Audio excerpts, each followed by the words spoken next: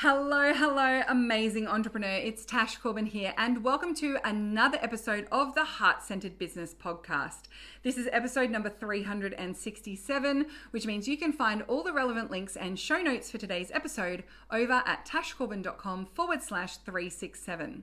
In today's episode, I'm going to give you 8 tips on how to write more effective sales pages. So if you use a sales page to sell your VIP services, your packages, your online courses, memberships, products, anything, particularly if it's digital products and service-based business stuff, courses, memberships, that kind of thing, then this is going to be really helpful for you. And I've got 8 really powerful tips. Let's dive on in. I'm Tash Corbin, and this is the Heart Centered Business Podcast. Okay, so why do we want to make sure that our sales pages are written really effectively and we give them time and attention? Well, that's where the money comes from. That's where people are making buyer decisions. So most people don't need to be convinced that their sales pages need to be really schmick when it comes to ensuring you've done a great job of expressing the value of the thing you're getting them to buy, and that it's really clear and helps people to make an informed decision. So how do we ensure that our sales pages are actually doing the job that we need to do, which is making sales? Number 1 is to write the copy on your sales page for your warmest audience. Now, this might seem really odd for me to say, but the people who are most likely to be ready, willing, and able to buy from you are the people who already know you, like you, and trust you. They are not strangers who just stumbled across your sales page on the internet. They are not cold audience members who saw an ad for your product and then just went and bought it in most cases. The people most likely to buy are your warmest audience. And if you don't write the copy on your sales page to that warm audience, you may be turning them away and for the hope of selling to strangers who are far less likely to actually buy. So whenever we're thinking about writing a sales page, I encourage you to really consider, well, what is the messaging that needs to be there for my warmest audience? For people who understand the work that I do, that understand that this is something that they could be of use to them, and now they're discerning what product should I buy for this, right? This is an audience who knows what they need in order to achieve the goal, and they're now trying to discern, is this the right offer to meet that need? And so we want to be ensuring that we're speaking to our warmest audience as much as we can. Number 2 is to know who your niche is when you're writing that sales page as well. Another thing that can happen when we're writing sales pages is because we're open to anyone really buying from us, or like it's really broad who we would allow to buy our product from us, we then unniche the copy on the sales page because we disconnect from that active marketing space. So whilst a lot of people, once they understand the whole power of niche thing and how effective it helps to make your copy for social media and email marketing and all of those sorts of things, right? There are a lot of people who they get that, and so they're really clear on their niche, and their social posts and their email marketing is quite niche specific. But just in case random people from the internet stumble across this sales page, their sales page copy becomes unniched. And it stops being tangible to the people who are looking at it. It stops being deeply resonant and starts looking like it's a blanket solution to every problem you could possibly have, or for any kind of person who may have this area that they want to be working on. So as much as possible, you want to be focused specifically on your niche when you write the copy for a sales page, just as you are when you're writing the promo copy that goes out onto socials and emails. Number 3 is have your value proposition and core messaging in front of you when you write your sales page. If you don't have that in front of you, you will likely tend to write in more vague terms, or you will also maybe get fixated on one certain portion of your value proposition rather than being clear on the entire piece of it. So I remember, hand on heart, I make a lot of mistakes, right? I remember I had a launch of the Takeoff program one year, and the previous launch, I'd had a lot of questions from people about the live calls and the refunds and the group mentoring, like how is it mentoring, not a course, right? And so what I realized was that I still hadn't been as strong in explaining that the Takeoff program is a mentorship program. It's not a self-study course, and it's not delivered in the same way that most online courses are. There's a mentorship to it. And so in my next launch of the Takeoff program, having had that light bulb moment, I abandoned all other messaging and just focused on talking about the coaching and the mentorship. And what I did was I missed a whole lot of the other pieces of the value proposition, and I did see a drop in my engagement rate and my conversion rate during that launch. And it was only after the launch, when I went and reviewed all my content, I went, oh, I did 4 Facebook Lives all about how the live calls work, and I didn't do a Facebook Live about why the process we follow in the Takeoff program is so powerful in getting sales faster and more profits in your business. They are 2 big value drivers for people who join the Takeoff program: quick profits and quick sales. So I had missed a bunch of my core messaging. So when you write sales pages, that's a particular time where we want to make sure we're quite balanced in the messaging that we put on that sales page, and we're really clear on the value proposition.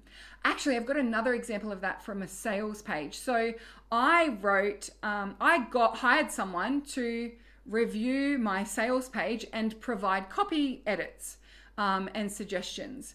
And I did not give my value proposition information to that copywriter. It was just a one-off, like, I'll review your sales page and I'll look for places we can strengthen it.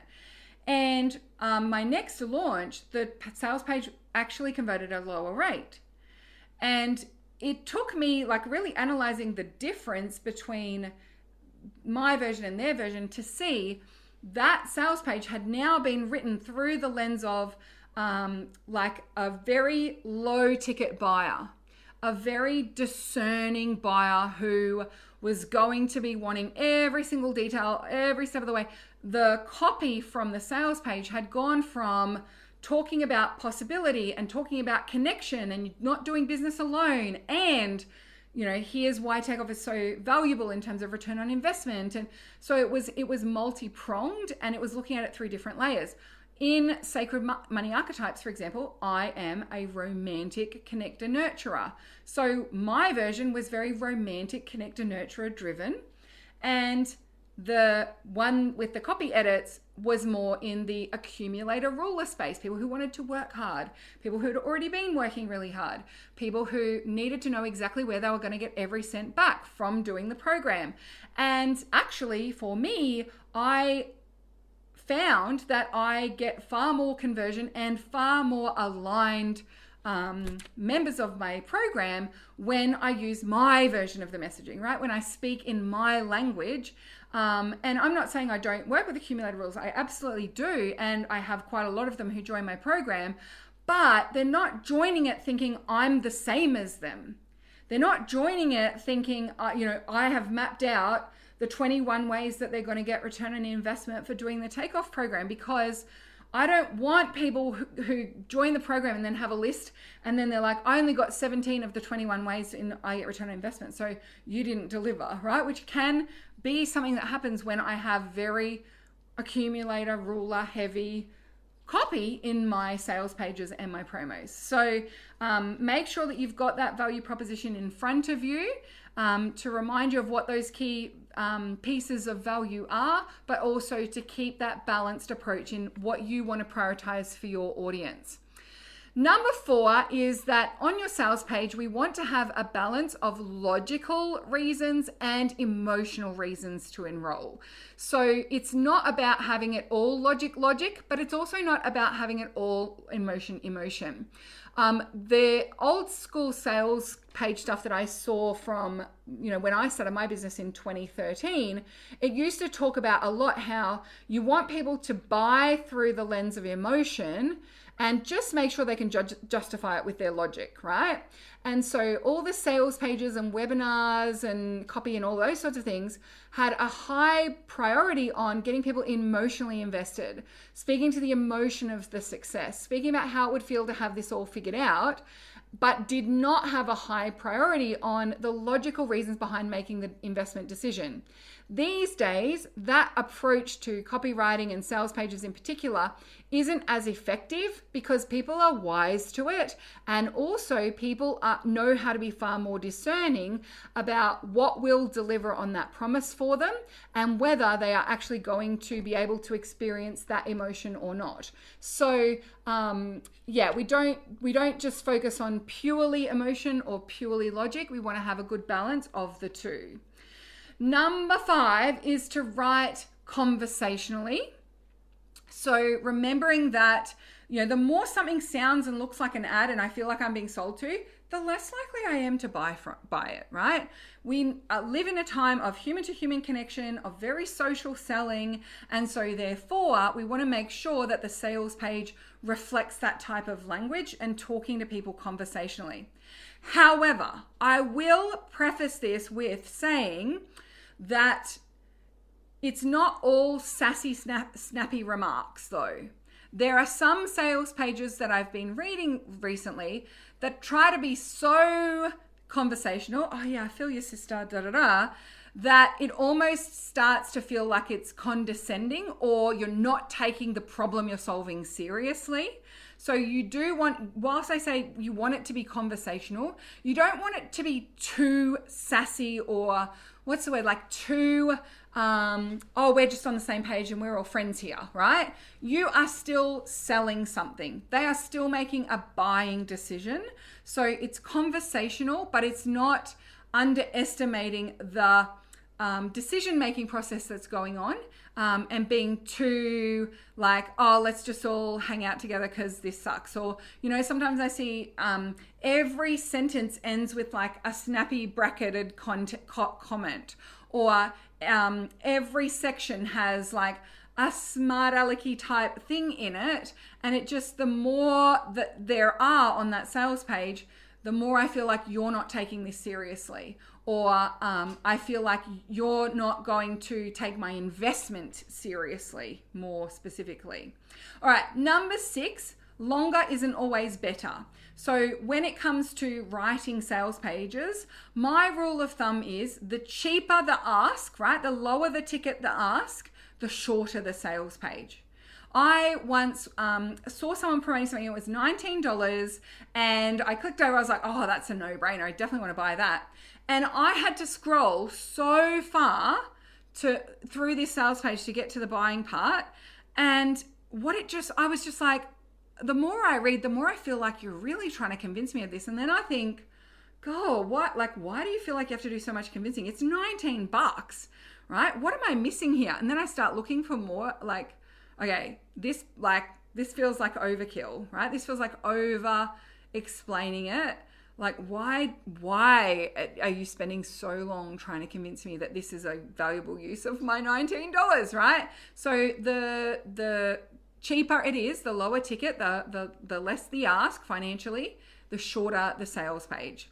And then in terms of longer form sales pages, it's not necessarily just that high ticket equals longer sales page. I also feel that with anything where there's more connection with you are the mentor in the program, or they get calls with you, or they get hot seat with you, or they get one-to-one with you as part of the package, or whatever it might be, the more people want to ensure that you're on the same page. And so therefore, it may take a little bit of a longer form page, sales page, to create that shared connection and understanding. Remembering that we're writing this for your warmest audience, so it definitely longer is never better. It's not always longer is better, but sometimes you do need a little more length to those sales pages to cover the depth that you need to cover. But don't just include information for information's sake and think that the longer the sales page is, the more convincing space you have, because actually you start to talk people out of it after a while. Number 7 is that you want a sales page to be visually dynamic, but it also needs to be easy to read. So you want it to look as modern as possible, especially when you're selling online. So, old school 90s sales pages, whilst they're fun and nostalgic for us to look at, they do give subconscious messaging that you're not up with the times. They do give subconscious messaging that this is a bit of a homemade job. They do give subconscious messaging that this is not up to date. And so we don't want to be doing that with sales pages in particular. So using those nice modern templates, go and have a look at some of the sales pages from people that you follow or people that you admire, and just look for like what looks the most fresh and modern to you. What looks like the most easy to read, but still it's got some dynamism to it. So it's definitely a balancing act. We don't want it to be completely plain and boring just to make it easy to read, but we also don't want to sacrifice the visually appealing stuff. So you want it to be visually dynamic but easy to read. You want people's eyes, you don't want it all to be left alone and people's eyes just doing this. You want some content to be centered. You want some content off to the left. You want some off to the right. You want images of you. If this has got a tangible product attached to it, you want images of the product. If this has a digital download, you want a mock-up of that digital download, right? So there's some visual appeal. You've got some colorful, you've got some, or if it's visually appealing because it's all black and white because that's the mood, right? So just understanding visual dynamism as well as making sure that it's easy to read. And please also just read through it on mobile. Most people who come to sales pages these days are doing that on mobile, and it blows me away how many people still don't have mobile optimized sales pages on their website. So make the most of that. And ensure that you've checked it on both. My partner and I have different screen sizes of our phone, so I'll often check things on his as well as mine, just to make sure it's not just a size specific thing. And then the final tip that I have to writing effective sales pages is to test and refine those sales pages. There will be no perfect sales page written in a vacuum if you don't ever share it with your audience. Certain things work for certain audiences, certain things don't. And so you won't know what's going to work for your specific audience with your specific voice and your specific target market until you get out there and test it and see where people get stuck, what questions come in, what conversion rates you're getting.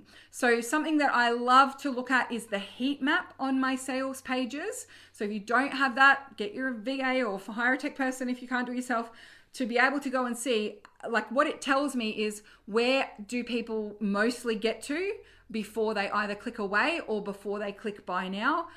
Which buy now button gets the most action. It really shows where people stop and read the most detail as well.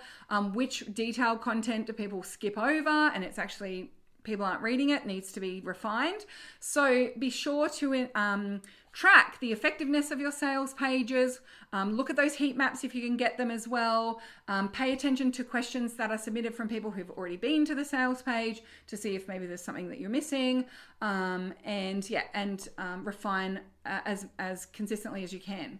I generally, as a rule of thumb, recommend that every time you launch, you have a little review of your sales page, or if you don't do live launches, you sell on Evergreen, then every 90 days, once a quarter, be doing that review of your sales page and looking for those opportunities to improve. Remembering that at some point, you're going to cap out on your conversion rate for the sales page anyway.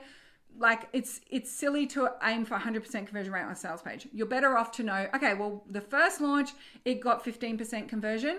I'm going to just see if I can get it to 20. And if you get it to 20, you know how many people we need to get there. The little review, but we're not putting pressure on it to do any more than that, right? So the best person to compete against is yourself. And there comes a point where that level of conversion rate is very healthy. It's definitely doing its job. You can focus on just getting more people seeing it, and you know that you're going to get more sales. So they are my top 8 strategies for ensuring that you write effective sales pages. I would love to help you get that nailed. And one of the things I talked about was having your value proposition in front of you when you write your sales page. We'll actually have a template and a training that will walk you through how to do that. It's my core messaging freebie. So if you'd like to go and grab that, make sure you go to the show notes of today's episode at tashcorbin.com/367. 7, and I'll have a link for you to go and grab my core message freebie and training over there. Thank you so much for joining me for this episode of the Heart Centered Business Podcast. And until next time, I cannot wait to see you shine. Bye for now. Would you like more tips, tools, and resources to help you grow your heart-centered business? Head to tashcorbin.com today.